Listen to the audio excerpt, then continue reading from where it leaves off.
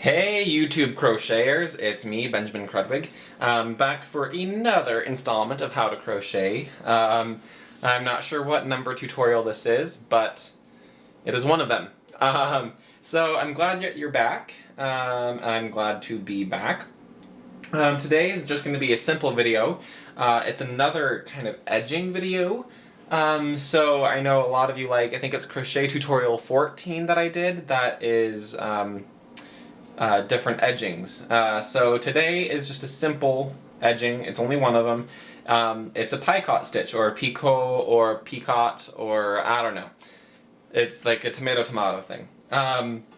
So a Picot stitch is extremely easy, and it's going to be pretty easy to show you how to do it. I'm going to go real slow today, and I'm hoping that you'll be able to see what I'm working on here. I'm working in I guess this is probably a lace weight yarn. It's extremely stretchy. It's 100% wool. I believe it's a superwash merino. I've had this for years and years and years. I really liked the colorway. This is a really beautiful,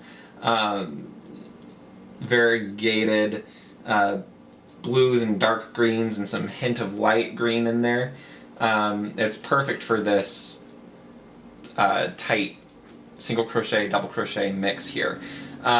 So I'm using a D hook, which is smaller than I normally use, but I really want to show the definition of the Picot stitch. Picot stitch, I don't know, I still don't know. So you start with your ground fabric, or if you're working in the round, your single crochet edging. It doesn't necessarily have to be single crochet, but you know, as long as you can see where you're putting your hook and where you're putting your stitch, then it's all good. Let me move my yarn over to this side, that way I'm not tangling myself up. So we're just going to start first with a couple of single crochets. So if you don't remember how to do that, you enter your hook into the stitch, you yarn over, pull through your stitch, so you'll have 2 loops on your hook, yarn over, pull through both loops. So I'm going to do that again. Insert your hook into the stitch that you're working on, yarn over, pull through a loop, you'll have 2 loops on your hook, yarn over, pull through both loops. So I just did 2 single crochets. So now what you do is you will work, so this is a Picot stitch. This whole next section is going to be a Picot stitch. You're going to slip stitch, so that's yarn over, and pull through both the stitch and the loop that you're working with. And then you're going to chain 3, so 1, 2, 3, if I can get it in there. And you are going to slip stitch into the same stitch that you were working in before. And then single crochet in the next 2 stitches. 1, 2. So it's not terribly easy to see, but there's a little bump there, a little nib. And that's a Picot. And I'll show you a couple more times how to do it. But it's a very popular edging on garments, on cuffs of sweaters. It's a very, very popular edging. So I'll do it one more time. So you're going to slip stitch into the stitch that you want to work into. So that's a yarn over, pull through the stitch, and pull through the loop that's on your hook. And then chain 3, so 1, 2, 3. Insert your hook into the same stitch that you're working into, and do a slip stitch. That's yarn over, pull through the stitch, pull through the loop that's on your hook. So you can kind of see it, it's just a nib. Those 3 chains create a little nib there.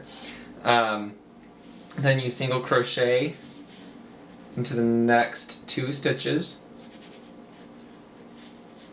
You know, it doesn't have to be the next 2 stitches, but it's, you know, pretty common that it is. So let's do another Picot. Let's slip stitch, so that's insert the hook into the stitch, yarn over, pull through the stitch, and pull through the loop that's on the hook. Chain 3,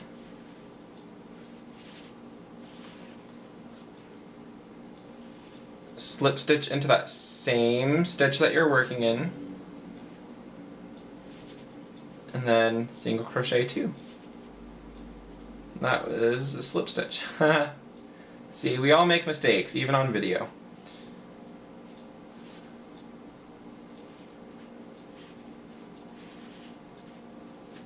So there's 3 little picots all in a row. You can see, you know, it's a very simple edging, but it's a very delicate edging. I can actually show you another thing that people do sometimes. So what I'm going to do is, starting here, so I'm going to do kind of an extended picot. I'm going to do the slip stitch here. I'm going to chain 1, 2, 3, 4, 5, 6, 7. So that's 7 chains. I'm going to slip stitch in that same stitch. I'm going to turn my work, and I'm going to single crochet 7 in that loop that I just made. So 1, 2, 3, 4, 5, 6, and 7.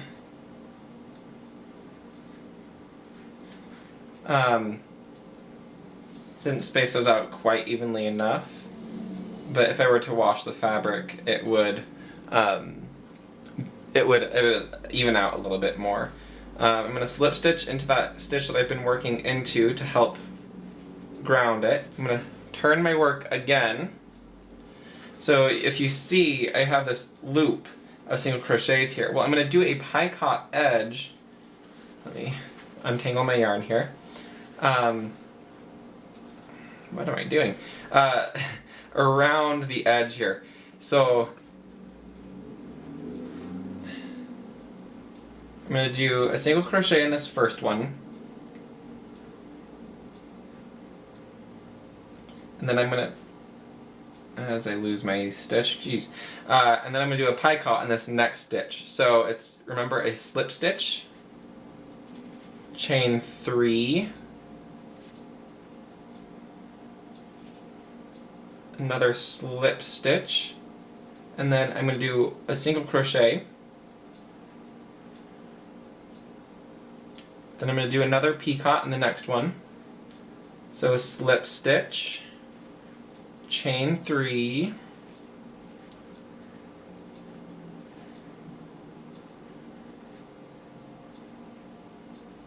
single crochet in the next stitch. Then I'm going to slip stitch in the next one to do a picot, chain 3,